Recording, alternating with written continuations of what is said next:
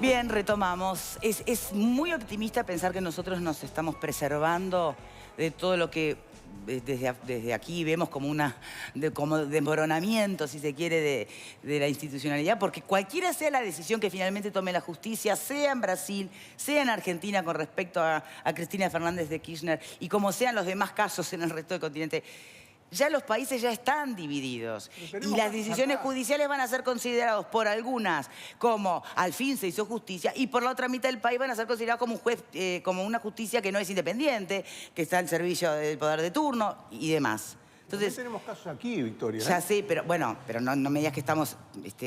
No, porque la justicia no ha avanzado tanto, pero desde hace un año y pico está en la justicia en el crimen organizado. Una denuncia muy grave. Por eso pregunto, ¿cuán lejos o cuán cerca estamos de eso? ¿Cuán optimistas somos al creernos que no vamos a caer tan profundo? Yo creo que hay que hacer los mayores esfuerzos para preservar el clima de convivencia política, no fomentar ni la polarización ni el odio, que eso es algo que podemos definir en la subjetividad, ¿no? Yo creo que el Uruguay tiene una cultura política en la cual gobierno y oposición en diferentes periodos se pueden sentar a dialogar, a discutir y a intercambiar ideas. Y no son enemigos, sino que son, de alguna manera, dirigentes de diferentes porciones del electorado. En el gobierno de Mujica, por ejemplo, siendo presidente, él tomaba mate con el principal dirigente de la oposición, que era Larrañaga, y eso era algo visto como positivo para el conjunto del sistema político. Pero eso en la subjetividad. En la objetividad, en la formal, cómo funcionan las leyes y las instituciones, yo creo que hay que hacer los mayores esfuerzos para darle mayor transparencia al sistema político, mayor confiabilidad, mayor rendición de cuentas. Lo que mencionábamos hoy, que mencionaba Alejandro, es cierto que en el Senado hay una comisión que está funcionando, que es la de financiamiento de los partidos políticos, está preparando un proyecto. Después, todo el paquete de transparencia que se está discutiendo con el tema de los viáticos, el tema de las declaraciones juradas, creo que le hace bien que el sistema político discuta eso. Comparto, nosotros fuimos los que propusimos que la comisión que investigaba a nivel parlamentario el financiamiento de determinadas empresas fuera con fines legislativos, como mencionaba Verónica. No se logró, pero bueno, hay una instalación y una preocupación en el sistema político para que nuestras instituciones y nuestras normas le den mayor garantía y preserven la institucionalidad del sistema democrático. Ahora, si eso no le damos lo primero que yo decía, la subjetividad, y no abonar la polarización, el odio y de alguna manera el buen relacionamiento entre los diferentes actores políticos, se nos puede perder ese activo, ese patrimonio de la política uruguaya, que es la convivencia y el buen relacionamiento entre los diferentes actores. Se le acusa bastante a los medios de prensa de abonar ese, digamos, esa pica o ese juego peligroso entre oficialismo y oposición. Todos los actores son responsables de tener un buen clima de discusión y de diálogo. Yo creo que ¿Las redes sociales? Bueno, las redes sociales muchas veces esquematizan y ponen en muy pocos caracteres pensamientos que son muy complicados. Yo mismo he tenido muchos problemas con las redes sociales en el sentido de que me parece que no abonan un determinado nivel de confrontar ideas. ¿Que constructivas? Son más complicadas. Más complicadas en el sentido de que, bueno, no sé qué aportan a una discusión como esta. Ahora, vos venís a un programa, a la televisión, o podés escribir en un diario, como escriben varios de los que están acá, y estableces una idea, y eso me parece que abona un debate democrático y respetuoso. Ahora, el antídoto no lo tiene nadie, porque la política moderna hoy se basa mucho en redes sociales, en marketing, en productos de marketing y en productos titulares, y no al debate de ideas, no a lo sustancial. Que el Uruguay esté vacunado contra eso, no digo. Me parece que todos los actores somos responsables y debemos que tratar de abonar eso, de preservar eso. Bien. En tribuna, que me permiten ir a tribuna un poquitito, ¿qué piensan? ¿Estamos lejos, estamos cerca, estamos ahí? En realidad me gustaría decir una cosa, que voy por el lado de Graciano, de que ojalá se estudie OAS y la vinculación o no que pudo haber tenido Lula, porque sabemos todos que fue sin ningún tipo de licitación que se obtuvo esa concesión. Bien. Por otro lado, ¿no es una forma de polarizar decir de alguna manera que la oposición en este país quiere atacar la institucionalidad cuando en realidad señala actitudes que le parecen realmente incorrectas? Bien, Álvaro. Lo político por encima de lo jurídico. Ya lo escuchamos acá en Uruguay y parece que para estas fuerzas que se autodenominan de izquierda en América Latina es lo que más prima. Todos atacan de la misma forma a la justicia cuando la justicia va sobre ellos. No nos olvidemos del asesinato o la muerte de Nisman en Argentina cuando empezó a perseguir el kirchnerismo. Yo creo que estos gobiernos llamados de izquierda vinieron por dos cosas. A defender los derechos humanos y a distribuir mejor la riqueza. El mapa latinoamericano viene cambiando. Particularmente vengo de Chile, donde la población chilena está muy disconforme por un préstamo que sacó el hijo de Michelle Bachelet, haciendo uso de ese título de hijo de, y además de una brutal represión con 6 encarcelados de la comunidad LGBT. Entonces yo creo que la gente se está radicalizando porque estos gobiernos llegaron generando mucha expectativa en la población con estas dos cosas, distribución de riqueza y defensa de los derechos humanos, y ninguna de las dos las están cumpliendo. José Luis. Sí, yo creo que de alguna manera estamos asistiendo a ese proceso de judicialización de la política que de alguna manera, lo que decía Verónica, de alguna manera termina conspirando contra las propias instituciones. Me parece que hay un problema de institucionalidad que debilita mucho a las instituciones. Ahora, ¿cuál sería la alternativa? Porque uno se pregunta, bueno, y si no seguimos este camino, digamos, llevando a la justicia, cuando se entiende que o hay presunción de corrupción o delito, ¿cuál es el camino? Por lo pronto el camino me parece que es comprender que hay un debate, por ejemplo, que es estrictamente brasilero, que repercute, digamos, en Latinoamérica, pero que repercute en la gran discusión ideológica de izquierdas y derechas, y que las izquierdas, en definitiva, están inmersas dentro de un sistema de derecha, un sistema normativo de derecha, un sistema político de derecha, y que no ha logrado hacer las transformaciones sustanciales para entender ideológica, políticamente y jurídicamente cómo se maneja la izquierda y la derecha en el poder. Y yo creo que... ¿Podés explicar eso?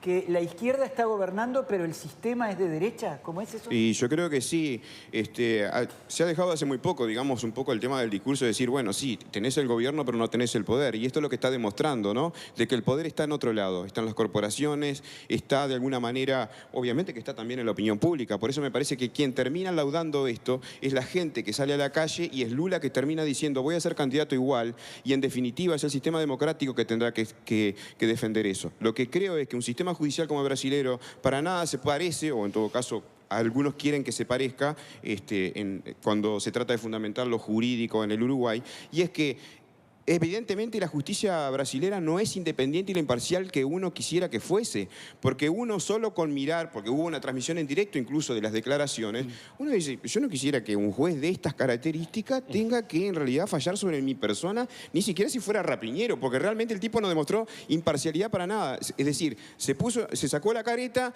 dijo, mi función es esta, replico las cosas que dijo el Ministerio Público Fiscal, si tengo que poner un párrafo 363, como tú decías ahí, ¿no? Que tiene que ver con un apartamento que eventualmente fue reservado hace como 10 años y que nunca se concretó una venta. Y bueno, si eso sirve para procesar a quién es el futuro, que es el objeto y es el futuro candidato a la presidencia de Brasil, lo hará. Entonces creo que los mecanismos que se están utilizando en definitiva terminan debilitando la institucionalidad, y lo peor de todo es que todos terminamos vinculando eso como que tendría que pasar en Chile, en Venezuela, en Bolivia, en Uruguay y todo lo demás. Bien, Ligia. Acá se habla de corrupción, se habla de abuso de funciones, porque no vamos a hablar solamente de Brasil, ¿no? Se habla de diferentes medios de licitaciones o directamente contrataciones directas, obras públicas no sin licitaciones. Digo, pero primero que nada, cuando se habla de izquierda, cuando se habla de gobiernos de izquierda, yo creo que cuando es corrupto ya no es de izquierda, primero que nada, empezando por ahí. Bueno, pero a ver, esperen. Sí. La corrupción tiene todos los colores. Empezamos de vuelta con el mapa latinoamericano. Pero si tenemos ideales de izquierda, no podemos ser corruptos, porque ya nos deja de ser de izquierda. Es otra cosa, llamarle socialdemocracia, llamarle lo que quieras, progresismo, pero ya no es, pero no es izquierda. Y además cuando se habla de los empresarios que, bueno, que dan coimas... El que dijo eso de poco fue Sendik, ¿no? Pero la culpa la tienen los empresarios. Es el sistema político que se corrompe y termina aceptando las coimas. Esa era la pregunta que yo hacía en su momento. Si es la debilidad o vulnerabilidad de la institucionalidad o un sistema político, o es la corrupción que viene de otro lado, como planteaba... Es el aval, me parece, el aval de los... Pero tú digamos, cuando comenzaste este bloque, la impresión que tengo es que quizás yo interpreté mal, pero digamos, tratabas de compartir una visión, yo diría, autocomplaciente sobre Uruguay, en el sentido de que hay problemas en Brasil, hay problemas en Venezuela, hay problemas en Perú, hay problemas en Argentina, hay problemas en Colombia, pero Uruguay, nosotros somos una isla, etc. No fui tan Heidi, digamos, no. Quiero creer, eso sí, que vivo en un país que tiene otras herramientas para poder enfrentar una crisis institucional. Bueno, no, digamos... problemas de corrupción. No, pero quiero decir que, ¿por qué digo mirada autocomplaciente? Porque además estamos olvidando hechos objetivos. ¿Cuáles son los hechos objetivos? Hace 1 año y medio que Crimen Organizado está investigando cuestiones sumamente extrañas que pasaron en ANCAP, que se parecen mucho, mucho a las que pasaban en Petrobras. ¿Por qué se parecen mucho? Porque era el mismo modus operandi. Una obra se presupuestaba 100 y se pagaba 300. Y quedaban 200 en el medio que, en fin, se iban por ahí, qué sé yo. Con la planta de Alur, con el tema de la cal, bueno, un montón de cosas que están en los diarios. ¿El centro cuál es? Usar el poder para beneficiar a los amigos. Digamos que no es que se agarran la plata y se la ponen en el bolsillo, pero cuando se usa el poder para beneficiar a amigos, aunque no se ponga un peso en el bolsillo, eso es corrupción. Entonces, tenemos los negocios con Venezuela, pero tenemos los negocios con Venezuela, donde claramente hubo direccionada una empresa con influencia en el gobierno que hacía los negocios, sin licitación. Tenemos situaciones de fondes, con plata que entraba ahí a ese fondes y se repartía, no se sabe bien cómo. O sea, hay investigaciones en la justicia. Quizás es un poco prematuro expedirse y ojalá que todo termine diciendo que no hubo nada raro, ojalá que sea todo limpio. No, o que si hubo, se le juzgue, se le condene como corresponde, pero no aparezca después la marcha defendiendo a la corrupción. Pero no empecemos a sembrar dudas, diciendo que si el fallo es en este sentido es porque se politizó y si el fallo es en otro sentido es porque actuó correctamente, porque está todo muy bien. ¿Saben? Hay algo que, porque mencionaste algo y me gustaría aprovechar por leer un mensajito, que no lo iba a leer, pero la verdad que ahora como tú tiraste la semillita allí y dijiste que por más que roben y no se la pongan en el bolsillo, sigue siendo corrupción. Lógico, es así. Entonces, no, porque hay uno que dice, mira, han robado todos los gobiernos. La diferencia es que los blancos y colorados robaban y se la quedaban y el Frente Amplio roba y reparte. Prefiero que roban y repartan. Repartir entre los amigos, no. Repartir entre los amigos, no. Eso no. Yo reproduzco. Bueno, pero Victoria... Supongo que se refiere a los niveles de pobreza que pudieron bajar en los gobiernos de izquierda, ¿no? Lo que dice el televidente que vos estás citando... Están hablando de a dos. Lo que dice el televidente que vos estás citando, por supuesto que merece, por lo menos de mi perspectiva, la más amplia y absoluta y contundente reprobación. Ahora... Vamos a molestarnos y ofendernos siempre, ¿no? Pero a ver, yo quiero cuestionar el criterio de filtro de la lectura de los mensajes que hace nuestra amada conductora. Porque realmente un mensaje tan absolutamente obvio y flechado ahí sí, políticamente, ideológicamente y mentiroso, ¿merece ser reproducido? Entonces reproduzcamos los mensajes donde dice que vuelva la pena de muerte, que vuelvan los militares. A ver, vamos a poner las cosas... Eso lo vivo leyendo. Si fuera así, están siempre en el monitor. Vamos a referirnos a los mensajes serios. Mire, yo acá tengo fueros. No, lo leí. No, a ver, convengamos que es muy burdo el mensaje, muy burdo, ya sé.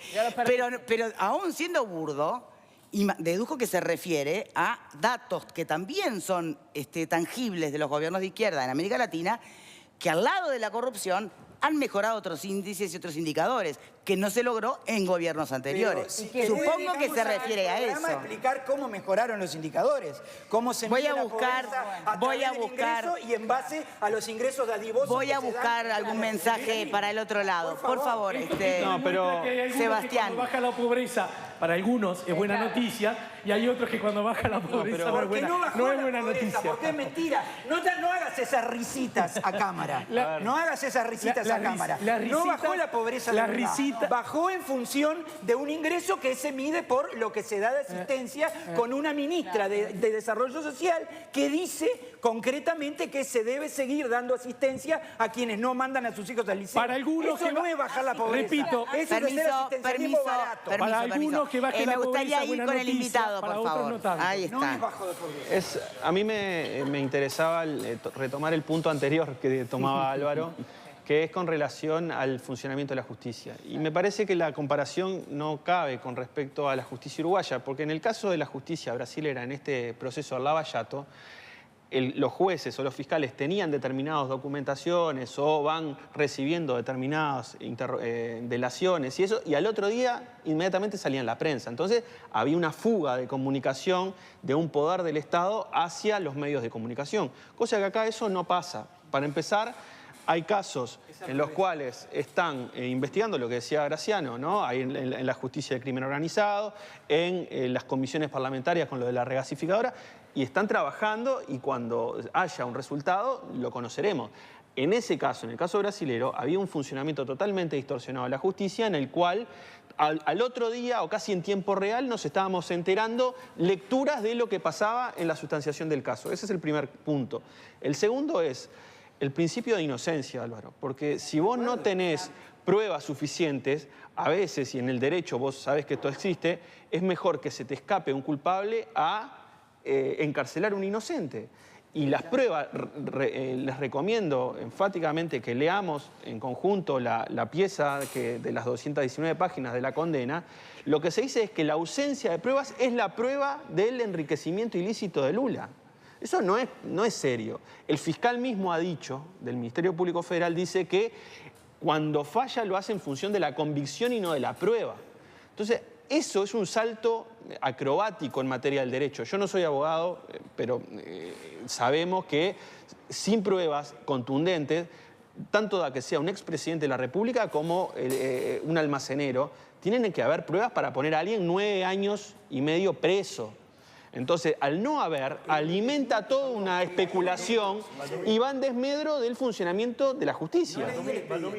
La figura del enriquecimiento ilícito que se está estudiando, justamente se basa en ese concepto. Claro. Es decir, hay algunos delitos que están previstos en el Código Penal, como por ejemplo el caso del proxenetismo, donde el juez puede fallar por lo que se llama convicción moral. Y en el caso de la figura que se propone del enriquecimiento ilícito, a lo que apunta es justamente exactamente lo que usted está diciendo. Es decir, en la medida en que alguien se enriqueció, que tiene casa, apartamento, etcétera, etcétera, pero no se puede probar que eso, digamos, es fruto de una cuestión espuria, pero que a su vez los medios normales de retribución no permiten mantener ese tren de vida, se supone que eso es enriquecimiento ilícito. Es decir, justamente en el tema de la corrupción es tan delicado el asunto que la gente no se pone la estancia, el apartamento, el auto y todo a nombre de él, porque nadie es tan estúpido para ahí eso. hay dos niveles, Graciano, que son los siguientes.